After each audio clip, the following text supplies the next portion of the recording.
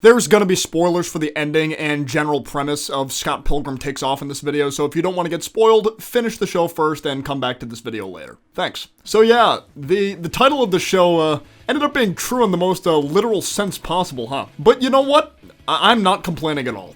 Scott Pilgrim Takes Off has been something that people have wanted to see for ages, a proper animated adaptation in the same style as the comics, and/or a direct adaptation of the comics' contents themselves. The movie was pretty well received by Scott Pilgrim fans despite being live action, yet couldn't quite capture the same feeling that people think would have happened if it got animated. I do want to preface saying I was never really tapped into the comics like that, to be honest, but was always a big fan of the movie, watched it a ton growing up, and watched it again recently about a week or two before the anime aired. My personal favorite performances in the movie were Mark Webber as Steven, Ellen Wong as Knives, and Jason Schwartzman as Gideon. So you could say there was a lot of excitement on my end for this adaptation. Even more so when the entire original cast from the movie was set to reprise their roles through their voices. The first episode more or less takes place in the exact same way the movie did in terms of how Scott met with Ramona, their first night together, Scott inviting her to see Sex Bomb live in concert, and Matthew Patel, the first evil ex, challenging Scott to a fight to the death for Ramona's heart. With Scott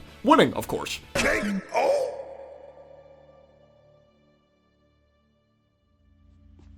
I won? Huh.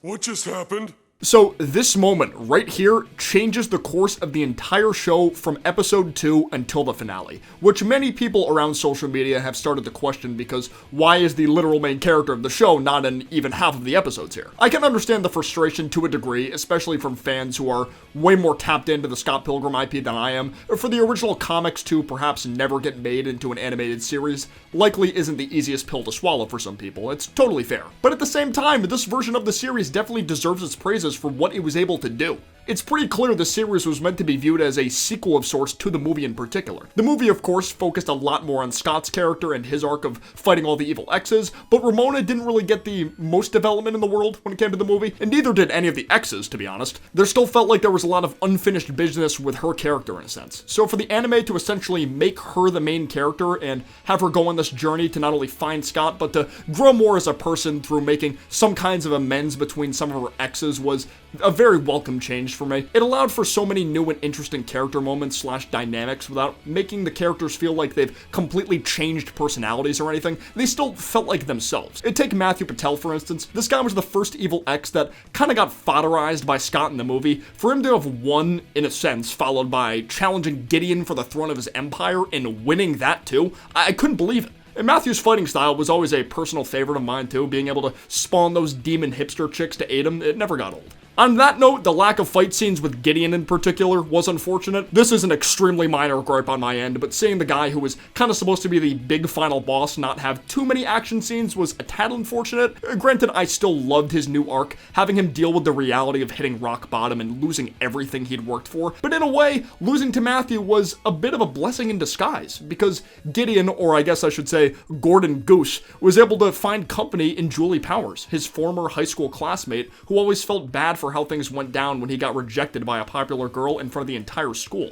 These two really are perfect for each other. Two negatives forming a positive with their mutual hatred of Scott and love for taking revenge on those who've wronged them. Now clean my f***ing house, Gordon!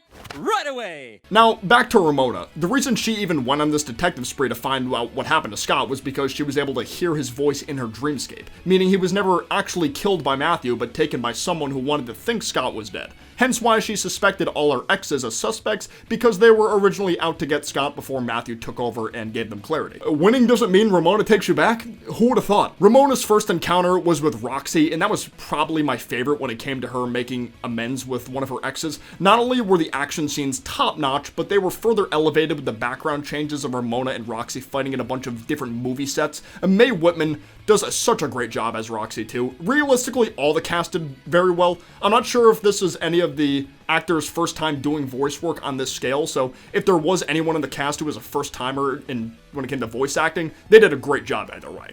The Roxy-Ramona confrontation is where you can see Ramona start to, kind of feel bad for her past actions. Roxy got done dirty. Ramona just kind of left without giving Roxy any kind of closure. At the time, Ramona just saw them as a casual, fling, and clearly Roxy wanted more out of it. So to see the two of them reconcile with tears flowing and Ramona giving Roxy her flowers about how she was the overall winner of the fight was very sweet. Can't forget about this either. Lucas's section was also solid and felt like it was the most explored, or at least the setting where it happened was, because both Todd and Lucas were on this movie set, which was another notable subplot of the movie, stemming from young Neil writing a movie about what would have happened if Scott beat Matthew Patel at the concert, which pretty much ends up being the plot of the movie, but supposedly it's closer to what happened in the comics. The only reason I know that part in particular, despite not reading the comics yet, is because one of my buddies said that was the case. A shout out to my boy Sarcastic Chorus. I think the funniest moments came out of this section of the show. Young Neil, of all people, being supposedly behind this masterclass of a movie starring Lucas Lee, Envy Adams, and Wallace Wells is hilarious. He's just the most unserious character ever, so it feels similar to whenever Buggy the Clown from One Piece moves up in the world's power by essentially doing nothing. Masterclass. Ramona and Lucas's interactions didn't hit as hard for me as her and Roxy, but it was still good. Learning the reason he wanted to become a movie star in the first place was motivated through Ramona leaving him for Todd. This was the girl who always helped him, with his skateboarding and treating his injuries when he was constantly practicing for skateboarding. But he became too cool for school as more time passed and his career was starting to get on the line here. And by the end of the whole thing, his career ended when Matthew shut the production down, and the paparazzi used a story of him dating Knives' movie's actress as a ploy to make him look weird, even though the actress was 31. Speaking of Knives, she didn't get the most screen time in the world, but whenever she was on screen, it felt like a treat. The positive energy this character radiates is so unbelievably contagious and adorable. She was pretty sad over Scott's death, as well as Ramona snooping in to quote-unquote steal him from her. However, just like Ramona, she used Scott's disappearance to grow more as a person, bonding a ton with Steven, and Kim in particular, through their music.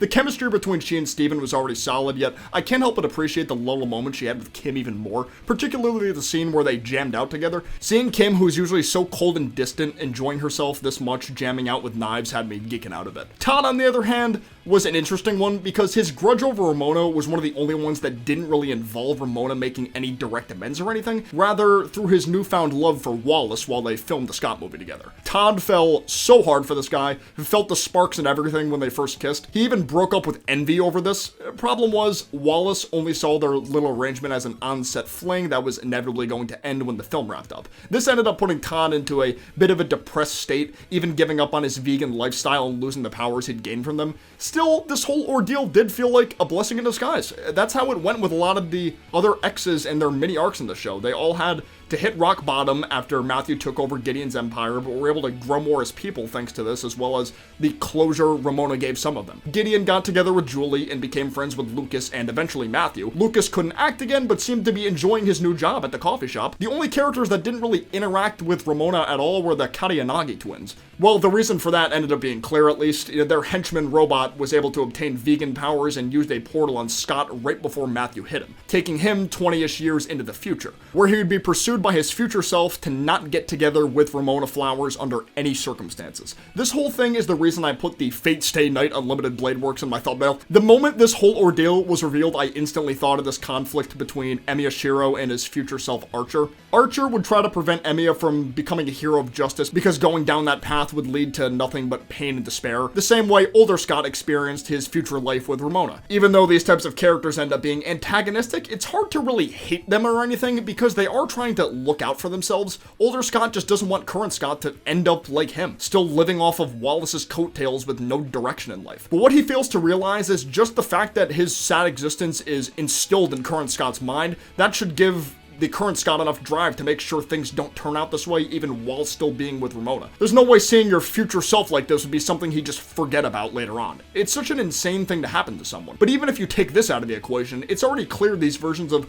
Ramona and Scott are not the same as the ones from that future. Scott was able to see Ramona's detective work throughout the entire show through the eyes of the little robot, while the future version of Ramona was responsible for traveling back in time and writing the Young Neil movie to make sure their story got out there somewhere, on the off chance future Scott succeeded in making current Scott break up with Ramona before any of the Evil X stuff would have happened. Man, time trial confuses me sometimes, but I'll be damned if it isn't interesting when executed well. As for the finale, I think it ended in just about the best way possible. Old Scott coming into the past, all juiced up with tons of motivation in the world to make sure his plan succeeds, even if it means destroying everyone. Never would I have thought I'd see all of these characters working in unison to defeat a common enemy. So much satisfaction was just coursing through my veins throughout the second half of this episode. A stalemate is eventually reached, and by the end, Ramona is able to come to her big self-realization of running away from problems no matter how little and why she decides to do it, resulting in the fusion between her and her future self to become the ultimate Ramona, allowing the future Scott to go back to his time where she hopes he can get his life back on track, while the current Scott gets to live happily ever after with Ramona.